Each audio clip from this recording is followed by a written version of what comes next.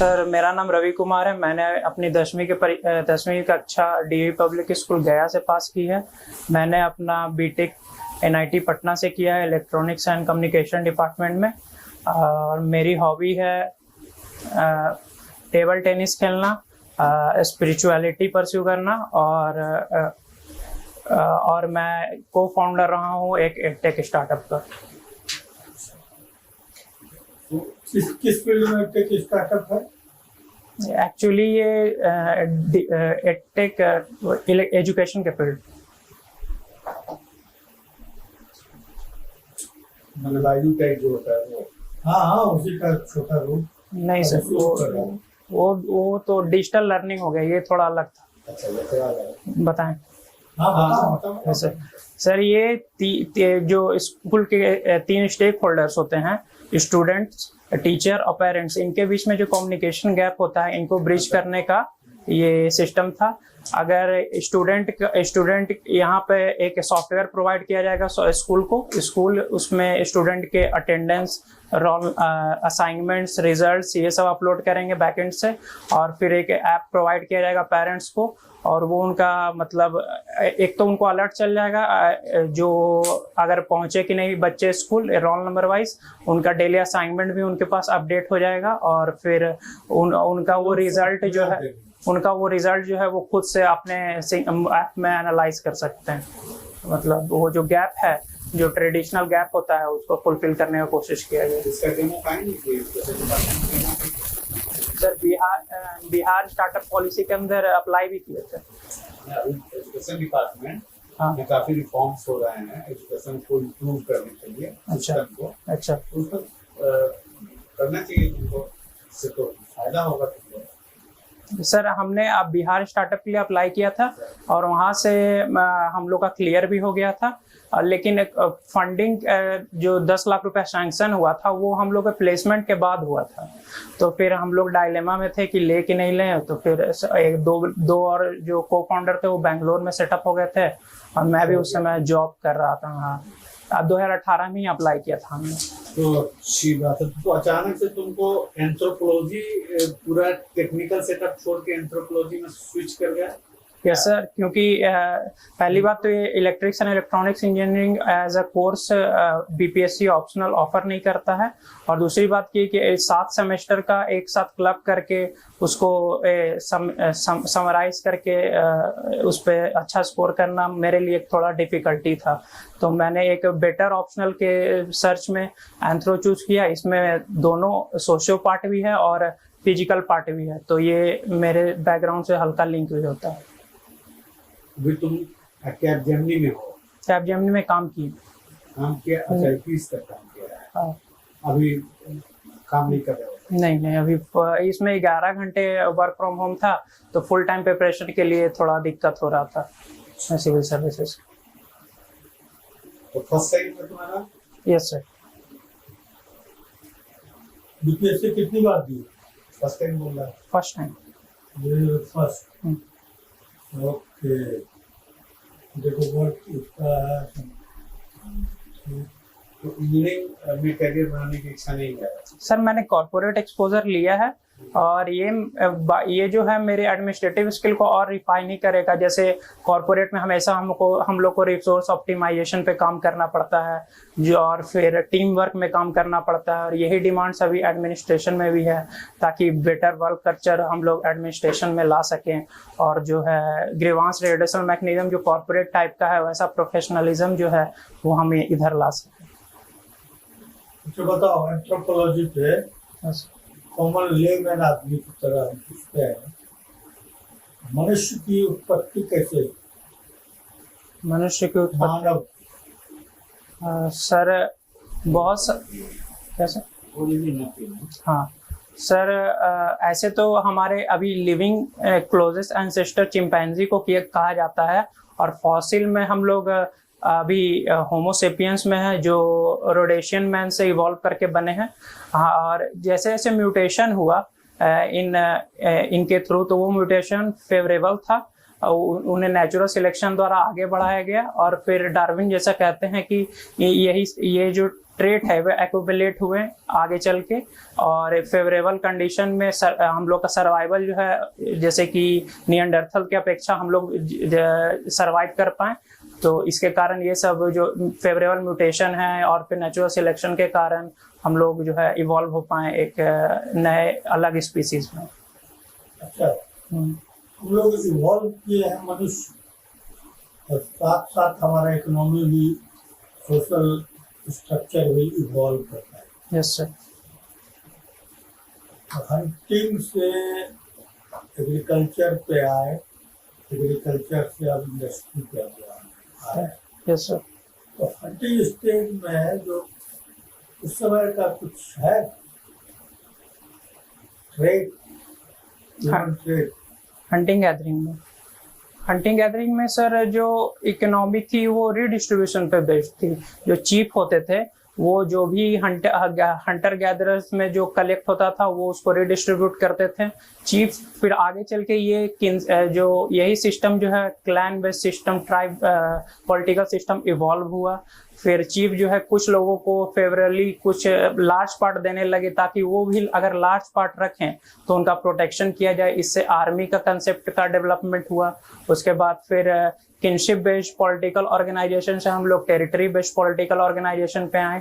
पहले जो स्टेटलेस का कॉन्सेप्ट था अब हम लोग स्टेट बेस्ड पॉलिटिकल ऑर्गेनाइजेशन में आए, और इकोनॉमी में भी इवॉल्व हुआ है। पहले जो सब्सटैंटिविस्ट बेस्ड इकोनॉमी थी जो ग्रुप पे बेस्ड थी, जो हिस्टोरिकल फैक्टर कल्चरल फैक्टर पे बेस्ड थी, अब एंकर बेस्ड इकोनॉमी हो गई है जो इंडिविजुअल पे बेस्ड है, जहाँ प्रोडक्शन मैक्सिमाइजेशन होता है, जहाँ सरप्लस प्रोडक्शन होता है। और हम लोग एलियनेशन का कंसेप्ट भी देख सकते हैं इसके अंदर। ये सोशलाइजेशन एंड इंटीग्रेशन, एक बच्चे का सोशलाइजेशन से शुरुआत होती है और उसको इंटीग्रेशन के स्टेज, किन स्टेज से गुजरना पड़ता है? स्टेज तो सर मुझे एग्जैक्टली रिकॉल में नहीं कर पा रहा। अच्छा, सोशलाइजेशन उसकी पहली जो फैमिली लेवल पे होती है, और फिर उनका सोशलाइजेशन स्कूल अभी फॉर्मल वे में स्कूलिंग के थ्रू भी होता है। फिर वो टीनेज में अपने मेट्स के थ्रू सोशलाइज होते हैं, और फिर उसके बाद फिर उनका जो अगर वो किस फील्ड में है, किस स्ट्रीम में है, क्या वर्क करते हैं, उनका कैसा सराउंडिंग है। What is social norm and social control? Social norm जो इस्टेब्लिश्ड नॉर्म है सोसाइटी में, जो ट्रेडिशनली फॉलो करते आ रहे हैं, जैसे कि चाइल्ड मैरिज एक सोशल नॉर्म था, लेकिन अभी इसको ये इथिकल नहीं है तो इसको आगे कंडक्ट नहीं किया गया लीगल प्रोसेस के थ्रू। और सोशल कंट्रोल हम लोग फैमिली के थ्रू बना सकते हैं, और फिर मैरिज के थ्रू बना सकते हैं, और भी सोशल इंस्टीट्यूशन के थ्रू हम लोग सोशल कंट्रोल इस्टेब्लिश करते हैं सोसाइटी में, रिलीजन के थ्रू भी। सैक्रेड एंड प्रोफेन क्या है? सर इमाइल डर्कहाइम ने ये कंसेप्ट दिया था जिसमें उन्होंने दो ऑब्जेक्ट को प्योर और इम्प्योर बेस्ड में बाइनरी ऑपोजिशन में क्लासिफाई किया था। तो सैक्रेड वो ऑब्जेक्ट है जो जिसमें हम लोग को सर्टेन डिग्री ऑफ सैक्रेडनेस चाहिए या प्योरिटी चाहिए उनको टच करने में। जैसे कि डेड बॉडी को भी सैक्रेड की कैटेगरी में रखा गया है, और किसी रिलीजन के किसी सिंबल को भी हम लोग सैक्रेड की कैटेगरी में रख सकते हैं। यहीं पे प्रोफेन जो है वो यूटिलिटेरियन गुड्स को हम लोग कह सकते हैं। जैसे ये पेन और कैप, ये प्रोफेन ऑब्जेक्ट हो गया, इनकी कोई रिलीजियस इंपॉर्टेंस नहीं है। तो बिहार सरकार का जो अभी कास्ट सर्वे का रिजल्ट आया, डेटा पब्लिश किया है, उसका समाज पे अच्छा प्रभाव पड़ेगा या बुरा पड़ेगा? सर दोनों तरीके के प्रभाव हम लोग देख सकते हैं। कुछ अच्छे प्रभाव भी हैं, जैसे कि जो हम लोग का वेलफेयर स्टेट का कंसेप्ट इंश्राइंड है डीपीएसपी में, उसको और इससे फर्दर पुश मिलेगा, और targeted delivery of beneficiary identification के थ्रू हम लोग कर सकते हैं। और उसके बाद बुरे प्रभाव में अगर हम लोग देखें तो इससे और मोबिलाइजेशन हो सकता है, कास्ट सेंसिटाइजेशन बढ़ सकता है और फिर इसको as a political vote bank की तरह भी यूज हो सकता है फ्यूचर में। Who is more powerful according to Indian Constitution, governor or chief minister? Sir, as per the constitution, CM is more powerful than governor. Governor को कौन appoint करता है? गवर्नर को वो appoint governor prime minister president appoint करते हैं। वो appoint chief minister. Governor. Chief justice of India को कौन अपॉइंट करता है? चीफ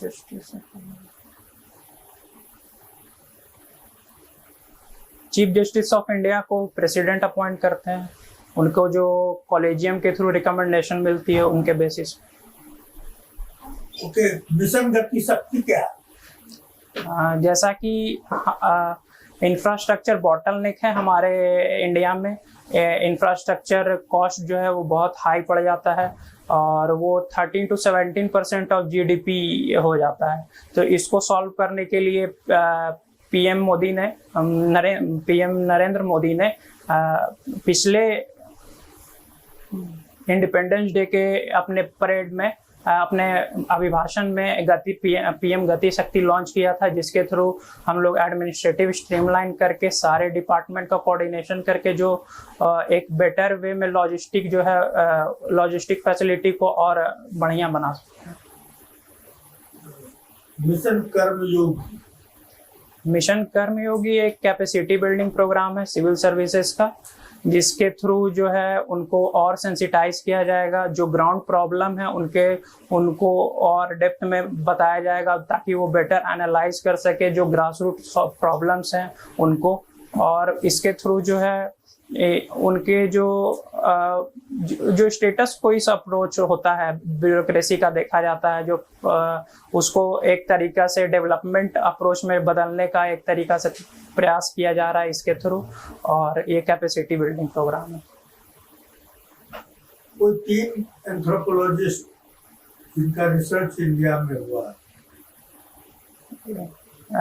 ऑफ इंडियन ओरिजिन और एंड LP विद्यार्थी, उन्होंने सैक्रेड कॉम्प्लेक्स ऑफ गया पे रिसर्च किया है, और फिर MN श्रीनिवास जो साउथ इंडियन में कोर्स में मैसूर विलेज पे स्टडी किए हैं, और BS घुरे, DN Majumdar. Yes sir. Have you heard of Gideon Elvin? Yes sir. इस ट्रैक पे वो स्टडी की। सर एक्चुअली मैं ट्राइब का नाम अभी रिकॉल नहीं कर पा रहा हूँ, लेकिन वो जो कंसेप्ट दिए थे वो मैं बता रहा हूँ। वो इंटीग्रेशन का, वो आइसोलेशन का कॉन्सेप्ट दिए थे, जिसके थ्रू जो है हमें ट्राइब को आइसोलेट रखना चाहिए ताकि उनका कल्चर को प्रिजर्व रखा जा सके इन नेचुरल फॉर्म। और उन्होंने एक जैसे वाइल्ड लाइफ सेंचुरी अभी हम लोग हैबिटेट प्रोटेक्शन के लिए वाइल्ड लाइफ का बनाते हैं या नेचुरल फ्लोरा फौना को बनाते हैं, इसी कंसेप्ट पे बेस्ड उन्होंने ट्राइब्स के प्रोटेक्शन के लिए उनको आइसोलेट करने के लिए उनका नेशनल पार्क टाइप बनाने का बात किया था, और उन्हीं के प्रिंसिपल के बेसिस पे ट्राइबल पंचशील भी इवॉल्व हुआ था। ये बताओ, अंडमान निकोबार में कुछ ट्राइब्स कौन कौन है? जरावा, ऑन्जेस, सेंटिनेलीज, ये याद आ रहा है। तो उनको भारत सरकार उनके पास पहुंच रही है, उसका इम्पैक्ट हो रहा है, ये सब स्टडी हुआ है? सर इनको स्टडी करने का एक भारत सरकार का क्या प्रयास है इसमें? ऑब्वियसली केंद्र शासित भी है। सॉरी सर, मैं भारत सरकार sir social forestry. Sorry sir, social forestry. What is social forestry? Social forestry सामाजिक वाणी। Social forestry exactly sir. एक कंपनसेटरी फॉरेस्ट्री कैंपा फंड होता है, जिसके थ्रू अगर आप कहीं पे कोई इंडस्ट्रियलिस्ट है, वो कोई प्रोजेक्ट सेटअप करना चाह रहा है किसी ट्राइबल एरिया में, तो उसको कंपनसेट करने के लिए वो दूसरे रीजन में उतना अमाउंट का ये करेगा। लेकिन ये compensatory forestry, sorry sir, social forestry, I am not able to recall. Vegetation से रिलेटेड है, कैसे अर्बन एरिया में, अच्छा। रूरल एरिया में, सिटीज में जो गार्डन्स लगाई जाती है, वो है social forestry. Okay sir, thank you sir. Can you explain me about the significance of Himalaya? Yes, sir. Sir, Himalaya act as a barrier for the southwest monsoon, so that the eastern part and the some northern part gets rainfall during monsoon season. It also prevent the incoming of cold Siberian winds from the northern side. And thirdly, it itself is a geobiological hotspot from where different types of vegetation are formed as we move above in the topography.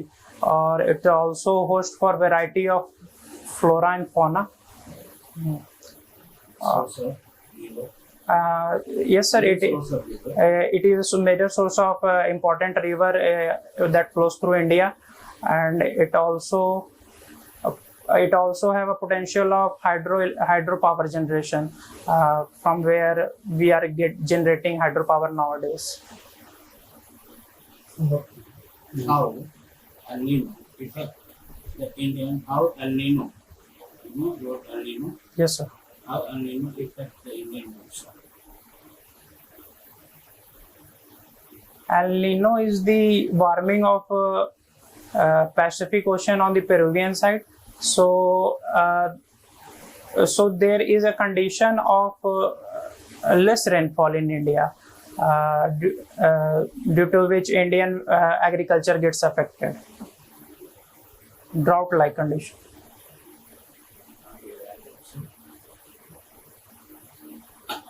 Bihar सरकार का scheme सब पता है ना? Have you read all the schemes? Yes, sir. Mostly I have tried to cover.